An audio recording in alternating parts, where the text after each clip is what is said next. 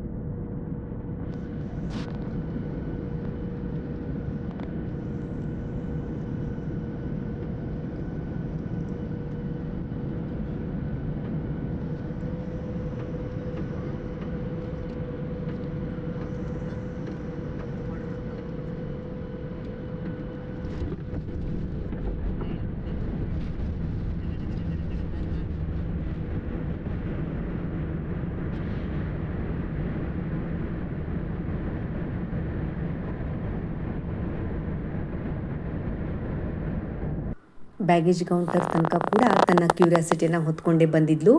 ಹೀಗೆ 2.5 ಗಂಟೆಯ ತನ್ನ ಈ ಬ್ಯಾಂಗ್ಳೂರು ಟು ಡೆಲ್ಲಿ ಪ್ರವಾಸವನ್ನು, ಫ್ಲೈಟ್ ಜರ್ನಿನ ಶ್ರೀಜಾ ಫಸ್ಟ್ ಟೈಮ್ ಎಕ್ಸ್ಪೀರಿಯನ್ಸ್ ಮಾಡಿದ್ಲು.